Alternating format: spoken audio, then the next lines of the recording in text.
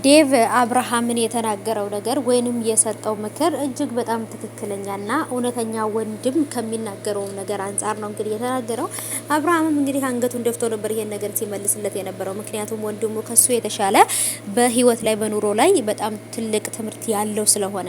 አሰላሙ አለይኩም ወራህመቱላሂ ወበረካቱ። ሰላም ሰላም፣ ውድ የተከበራችሁ የቻናሌ ተከታታዮች የኔ ውዶች የኔ ወርቆች እንዴት ናችሁ? ከኔ ጋር ሁሉ ሰላም ነው። ሰላማችሁ ብዝት ትርፍ ይበልኝ ባላችሁበት ውድ ቤተሰቦቼ። ለዚህ ቻናል አዲስ ከሆናችሁ ሰብስክራይብ አድርጋችሁ ቤተሰቡ ነው። ነባሮች ዌልካም እንኳን በሰላም መጣችሁ ብያለሁ ውዶቼ። ዛሬም እንግዲህ በድጋሚ በሌላ ቪዲዮ መጥቻለሁ። ዴቫ እንግዲህ እጅግ በጣም እኛም የምንፈልገውና አሪፍ የሆነ ነገር ይዞልን መጥቷል። ወይንም እንግዲህ ወንድሙን አብርሃምን እኛም እየተናገርን ያለነውን ነገር በኮሜንታችንም ወይንም ደግሞ በምንሰጣቸው ሀሳብ የተነሳ እንግዲህ ጥሩ ሀሳብ ጥሩ አስተያየት እየሰጠው ይገኛል።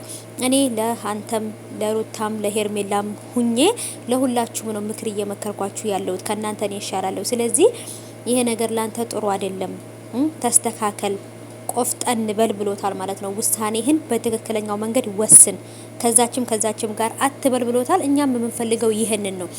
ሩታ ህይወት ላይ እየመጣ ሌላ ነገር እየፈጠረ እንደገና ሄርሜላ ጋር እየሄደ ሌላ ነገር እየፈጠረ እየተዝረከረከ መኖር የለበትም ማለት ነው። ቆፍጠን ብሎ ከአንዷ ሴት ጋር ይሆን፣ እኛ ችግር የለብንም። እኛ የምንፈልገው ሩታ ጋር እየመጣ ኑሮዋን ሰላሟን አይንሳት ማለት ነው በቃ እንጂ አብርሃምን እኛ ምንም የቤተሰቦቻችን ገዳይ አይደለም ይሄን ያህል የምንጠላው ማለት ነው። ግን ደግሞ የምንጠላው በሚሰራው ስራ ነው። ገባችሁ አይደለ? የሰው ልጅ የሚከበረውም የሚናቀውም በሚሰራው ስራ ነው አይደለም? ስለዚህ አብርሃም እየሰራ ያለው ስራ ጥሩ ስላልሆነ እኛ ደግሞ ተመልካች ነን። ያልተስማማን ነገር ደግሞ አልተስማማንም እንላለን ማለት ነው። ስለዚህ ይሄ ደግሞ ግዴታ ነው።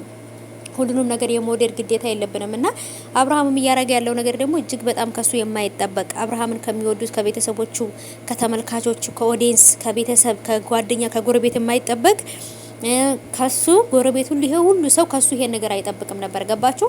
ጓደኛም ብትሉ ቤተሰብ ብትሉ ማንም ሰው ብትሉ የአብርሃም ወዳጆች ይሄን ነገር ከሱ አይጠብቁትም ማለት ነው። እና ከአብርሃም የማንጠብቀው ነገር ስላየን በጣም ተበሳጭተናል። ቢሆንም ግን ደግሞ በወንድሞቹም እየተመከረ ነው። እንግዲህ መከረው እምቢ ካለ መከራ ይምከረው ነው። ተመክሮ እንግዲህ አልቀየርም አልለወጥም ካለ መጨረሻ ላይ በምን ሊቀየር እንደሚችል እንግዲህ እሱ ያውቃል ማለት ነው። ብቻ ግን ዴቫዬ እናመሰግናለን። የተናገርከው ነገር ትክክል ነው።